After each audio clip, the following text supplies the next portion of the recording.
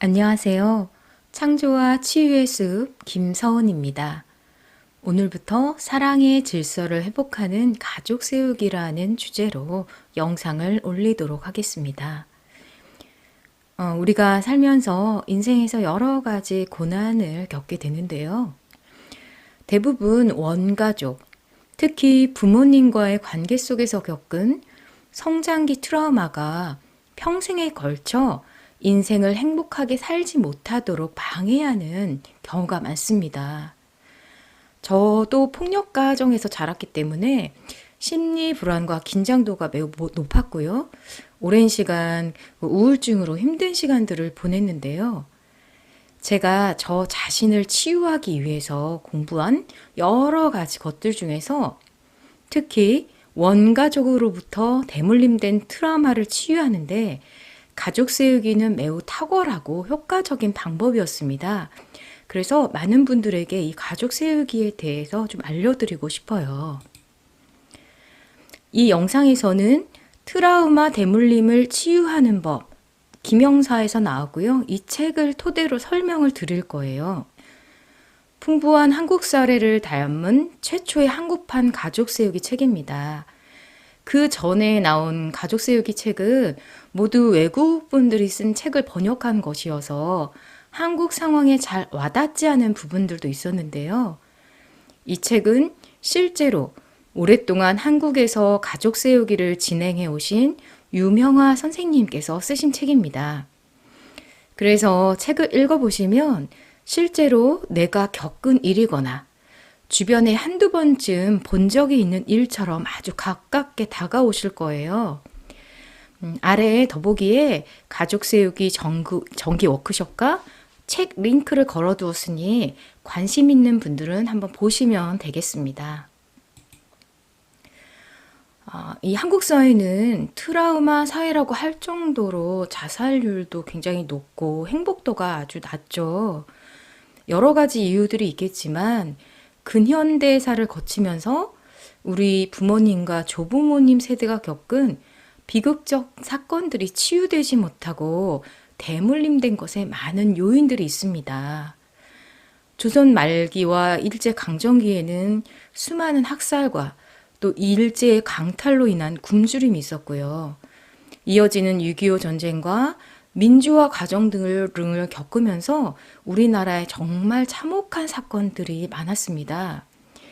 그런 험하고 모진 세월들을 겪어내신 분들이 바로 우리들의 엄마, 아버지, 할아버지, 할머니 세대거든요. 저는 늘 알 수 없는 불안과 공포가 많았는데요. 가족 세우기를 공부하면서 이런 감정들이 제 것이 아니라 원가족으로부터 대물림된 정서라는 것을 알게 되었어요. 예를 들어서 선대들이 겪었던 전쟁의 폭력과 광기는 다시 나의 현 가정에서 가정폭력으로 재현되는 경우들이 참 많습니다.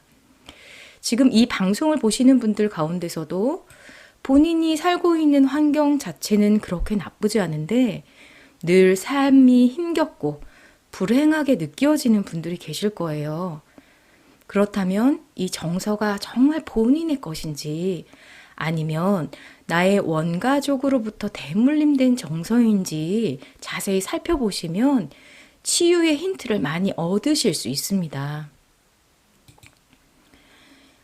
과학자들이 트라우마가 한 세대에서 다음 세대로 유전된다는 생물학적 증거를 속속 밝혀내고 있는데요. 미국 뉴욕의 마운트 시나이 의과대학 정신의학과 교수 레이첼 예우다라는 분이 계신데요. 연구 결과 트라우마 대물림이 인간이 수정되기 이전에 이루어진다는 사실을 밝혔어요. 할머니가 우리 부모님을 임신한 지 5개월째가 되면 태아인 우리 엄마 아빠의 몸에 훗날 우리가 될 난자의 전구세포, 정자의 전구세포가 생기기 때문입니다. 여기서 전구세포란 특정 세포의 형태 및 기능을 갖추기 전 단계의 세포를 말해요. 나와 부모님, 조부모님, 3대가 동일한 생물학적 환경을 공유한다는 의미입니다. 레이첼 예우다는 트라우마가 있는 어머니의 자녀가 대조군 아이들에 비해 트라우마 진단을 받을 가능성이 3배나 더 컸다는 연구 결과를 내놓았습니다. 트라우마 유전 분야의 선구자인 마크 윌린은요, 본인의 저서 트라우마는 어떻게 유전되는가에서 다음과 같이 말합니다. 프로이트가 반복 강박이라고 부른 트라우마의 재현은 해결되지 않은 것을 되풀이함으로써 그 문제를 바로 잡으려는 시도다. 과거 사건을 다시 체험하려는 이 무의식적 충동은 미해결 상태로 남은 가족 트라우마가 세대에 걸쳐 반복적으로 나타날 때 작동하는 메커니즘 중 하나다. 이렇게 얘기를 하고요. 또 융도 무의식 상태로 남은 기억은 저절로 해소되지 않고 운명이나 운으로 삶의 표현에 다시 떠오른다고 믿었습니다. 융과 프로이트 둘 다요, 감당하기 어려운 기억, 즉 미해결 과제는 사라지는 것이 아니라 모두 무의식에 저장된다는 점에 주목했어요. 선대나 부모님이 감당하기 어려운 트라우마를 겪은 뒤 그것을 치유하지 못하면 자손이나 후대에서 그것을 해결하기 위해서 반복 재현한다는 뜻입니다. 그래서 나한테 해결되지 않고 반복되는 여러 가지 심리적이든 육체적인 그런 고통들이 있다면 적어도 3세대에 걸친 가족사를 탐색해 봐야 한다고 이야기를 합니다. 가족 세우기는 독일 출신의 신학자이며 상담사였던 버트 헬링거에 의해서 세계적인 심리치료 기법이 되었어요. 버트 헬링거는 본인의 전쟁 트라우마를 치유하기 위해서 게슈탈트, 정신분석, 교류분석, NLP, 체면치료, 철학 등 다양한 공부를 하셨고요. 이런 학문들의 원리가 고스란히 가족 세우기에 녹아들어 있습니다. 그래서 가족 세우기에는 다양하고 폭넓은 심리치료 기법들과 더불어 무의식을 건드리는 토착 신비주의 원리들이 녹아 있어요. 버트 헬링거는 90세 가까이 왕성하게 전 세계를 돌아다니시면서 가족 세우기를 전파하셨습니다. 한국에는 2001년에 독일에서 공부하신 박이호 선생님에 의해서 알려지게 되었고요. 독일은 2차 세계대전 당시에 유대인과 전 세계 사람들을 대량 학살했던 전범 국가죠. 그 죄책감이 대물림돼서 후손들이 고통받았고 수많은 독일인이 가족 세우기를 통해서 치유받았다고 합니다. 독일에서는 3가정 중 1가정이 가족 세우기를 경험했다고 하는데요. 그 지역의 평생교육원에서 가족 세우기를 하기 때문입니다. 우리나라는 한반도라는 지정학적 위치로 인해 그 수많은 외침이 있었죠. 그래서 피해자 트라우마가 많습니다. 우리나라도 동사무소나 지역 차원에서 가족 세우기가 널리 보급되면 참 좋겠다는 생각이 듭니다. 버트 헬링거는 고등학생이던 17세의 나이에 2차 세계대전에 참전하게 되어 죽을 고비를 수도 없이 넘기면서 적군에게 포로로 잡혔다가 탈출해서 20살 때 집으로 돌아오셨다고 합니다. 집에 오니까 친형을 포함해서 전우의 절반이 모두 사망했다는 소식을 들었어요. 한참 감수성이 예민한 청소년기 때 전쟁에 참가해서 바로 옆에서 사람이 수도 없이 죽고 서로를 죽이는 처참한 모습을 보면서 버트 헬링거는 큰 깨달음을 얻게 됩니다. 우리 모두는 전체에 넘겨져 있고 모든 것이 어떠하든 전체에 봉사한다는 것을 알게 된 거예요. 아주 평범하고 선량한 사람도 전쟁터에 가면 잔혹한 살인자가 될 수밖에 없다는 것을 보시는 겁니다. 만약 우리가 지금 한참 전쟁 중인 우크라이나에 태어난 젊은 남자라고 한번 생각해 볼까요? 러시아군에 맞서서 사람들을 죽여야만 하는 살인자가 될 수밖에 없겠죠. 전쟁터에서는 내가 살인자가 되지 않으면 죽임을 당하니까 다른 선택의 여지가 없는 것입니다. 우리가 소위 좋은 운명에 넘겨진 사람들은 평범하게 결혼해서 자녀를 낳고 기르죠. 그러다 천수를 누리고 평범하게 죽습니다.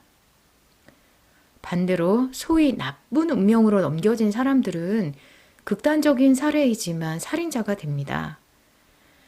버트 헬링거는 좋은 방향에 넘겨져 유복하게 사는 것을 거스르지 못하는 것처럼 살인자 역시 어떤 큰 힘에 넘겨져 있고 다른 사람들과 마찬가지로 더 큰 생명에 봉사하고 있다는 것을 꿰뚫어 보았어요. 저는 40대 중반에 결혼해서 아기를 가지려고 시험관 시술을 14번이나 했는데요. 임신에 계속 실패했어요. 그러면서 느낀 게 남녀가 만나서 아기를 낳고 사는 것이 당연한 것이 아니구나. 자식도 그럴 만한 복이 있어야 가능하다. 그런 생각이 참 많이 들었거든요. 임신에 계속 실패하고 유산을 반복하면서 저한테 심각한 우울증과 무기력증이 왔었는데요. 그때 이제 가족 세우기를 만나서 공부하면서 생명이라는 것이 인간의 운명이 손안에 있지 않다는 것을 깨닫게 되었어요. 그러면서 삶에서 일어나는 여러 가지 고난을 바라보는 관점들이 많이 달라졌습니다. 이런 큰 차원에서 세상을 바라보는 관점에 눈이 띄었기 때문에 버트 헬링거는 어느 날 독일의 방송에 나가서 히틀러는 천국에 있습니다 라고 하면서 독일 사회를 발칵 뒤집어 놓았습니다. 그래서 나치의 종자라는 손가락질을 당했어요. 독일인들은 수많은 사람들을 학살한 죄의식에 대물림으로 고통받고 있는데 자신의 죄책감을 히틀러에게 투사함으로써 히틀러를 제외시켜 버렸습니다. 히틀러가 지옥에서 자신들 대신 죗값을 치러야 마음이 편안한데 히틀러가 천국에 있다고 이야기를 해버리니 양심의 가책을 느낀 것입니다.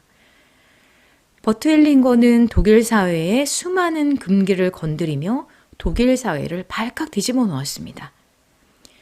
그래서 모국인 독일에서 수많은 핍박을 받으셨다고 해요. 그러나 버트 헬링거가 독일에서 순환을 당하는 동안 오히려 전 세계에서는 그와 세미나를 하려면 최소 2년 이상을 기다려야 될 정도로 환호를 받았습니다. 그는 가해자를 제외하지 않을 때 내면에 평화가 오고 영혼으로부터 변화가 시작된다고 말했습니다. 그럼 가족 세우기란 무엇일까요? 이것은 독일어 직역 표현이고요. 영어명은 패밀리 컨스텔레이션. 즉 해석하면 가족 별자리가 되겠죠. 컨스텔레이션은 별자리, 성운을 뜻합니다. 우주의 별들이 이렇게 질서정연하게 배열되어 있죠.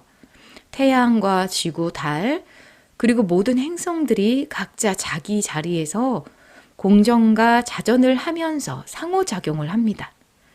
그러면 지구에 낮과 밤이 오고 봄, 여름, 가을, 겨울이 순환되어 천지 만물이 생존할 수 있어요. 그런데 만약 별 하나가 자기 자리에 있지 않고 이탈해 버리면 어떻게 될까요? 그 영향이 지구를 파괴시킬 수도 있고요.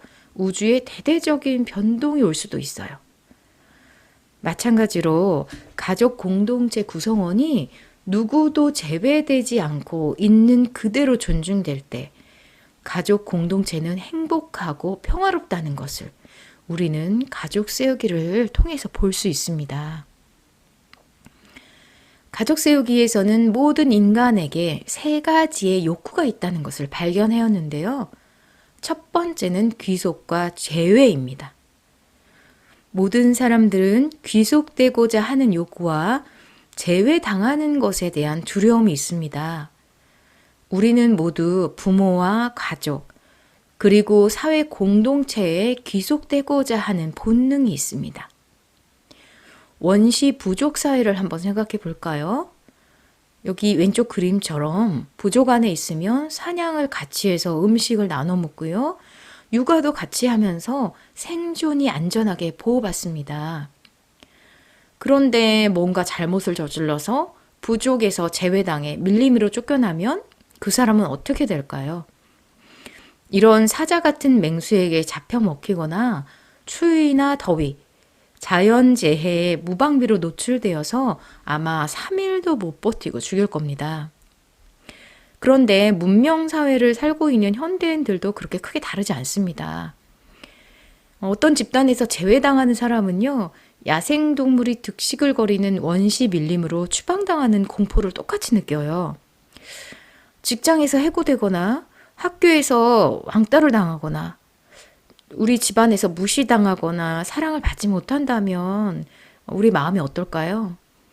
아마도 견디기가 너무너무 힘들 거예요. 인간은 사회적인 동물이기 때문에 사람들 속에 있지 않으면 생존을 지속하기가 힘들죠.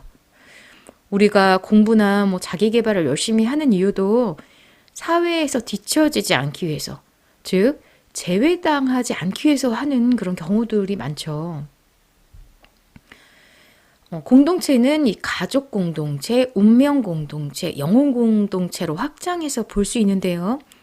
가족 공동체란 혈족으로 연결된 사람들을 말합니다.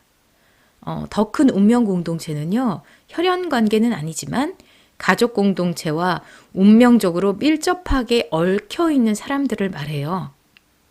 영혼 공동체는 죽은 사람, 산 사람을 비롯해서 우주에 존재하는 모든 생명체를 포함합니다. 이 세 가지는 유기적으로 아주 밀접하게 연결되어 있는데요. 예를 들어서 가족의 이득을 위해 희생당한 사람이나 큰 피해를 본 사람들은 운명 공동체에 기속됩니다. 근대 이전에 우리나라는 계급사회였죠. 천민이 양반을 대신하여 죽는 일들이 많았어요. 예를 들어서 일제시대에 주인의 딸과 아들 대신 전쟁터에 끌려가 온갖 고초를 당하고 죽임을 당한 하인들은 운명 공동체의 일원이 됩니다.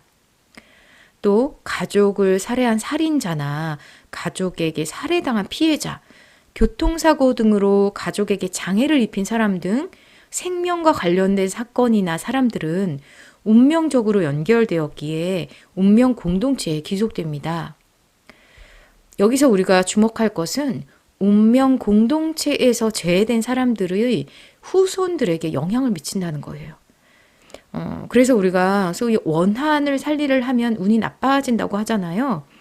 당대에서는 그 화를 입지 않을지라도 몇 대에 걸쳐서 제외된 사람들의 그 영향을 받을 수 있다는 거죠. 가족 세우기에서 발견한 중요한 통찰 중에 하나는 우리가 무언가를 제외하면 그것을 똑같이 경험한다는 겁니다. 제외한다는 말이 무슨 뜻일까요? 있었던 일이나 존재를 마치 없었던 일처럼 무시하거나 비밀에 붙이거나 혐오하는 것을 말합니다. 보통 우리가 어떤 사람들을 제외할까요? 수치스럽다고 생각하는 사람을 제외하죠. 범죄자나 집안 재산을 말아먹었거나 집안에 큰 문제를 일으킨 사람들, 또 할아버지의 둘째 부인이나 그 사이에 난 첩의 자식들, 옛날 같으면 아들 못 낳아서 쫓겨난 할머니, 그리고 장애나 또는 정신질환을 가진 사람들을 제외하는 경우가 많습니다. 근데 여기서 중요한 것은 가족 구성원 중에 누군가 제외당하면 그 자리가 비어버리게 됩니다. 빈자리는 채워지게 되는 게 우주의 원리예요. 그럼 후손 중 누군가가 제외된 사람의 빈자리로 올라가서 동일시되는 현상이 일어나는 것을 볼 수 있어요. 제외된 사람과 똑같이 병에 걸리거나 살인 충동이나 자살 충동에 시달리거나 관계의 어려움을 겪는 등 제외된 사람의 삶을 반복하게 됩니다.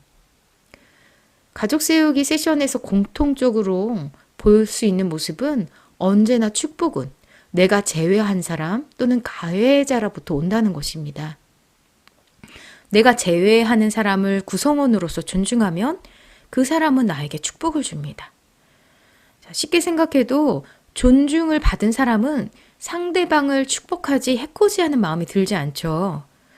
반대로 내가 누군가를 무시하거나 멸시하는 마음을 가지면 상대방도 나에 대해 좋은 마음을 가질 리가 없습니다. 여러분 마음속에서 제외하는 가족이 혹시 있나요? 여기서 제외한다는 것은 저렇게 살면 안 돼. 저건 잘못됐어. 라고 판단 평가하면서 수치스러워 하는 겁니다. 저 같은 경우는 그 폭력을 휘두르면서 집안을 공포에 떨게 했던 아버지를 되게 제외하고 살았어요. 그런데 제가 아버지를 제외함으로써 아버지와 똑같은 정서를 갖고 살았다는 것을 알게 되었어요. 아버지의 그 분노와 절망감, 우울감, 그리고 항상 혼자인 듯한 느낌이 지속적으로 저를 지배했었거든요. 가족 세우기를 하면서 아버지의 삶에 있는 그대로 동의하는 훈련을 하게 되면서 이런 정서들이 조금씩 치유되는 경험을 하게 되었습니다. 오늘은 가족 세우기에 대해서 소개하는 시간을 가졌고요. 그리고 첫 번째 욕구인 귀속과 재회에 대해서 말씀드렸습니다. 다음 시간에 또 자리와 서열, 주고받기 이 욕구에 대해서 말씀드리도록 하겠습니다. 네, 들어주셔서 감사합니다.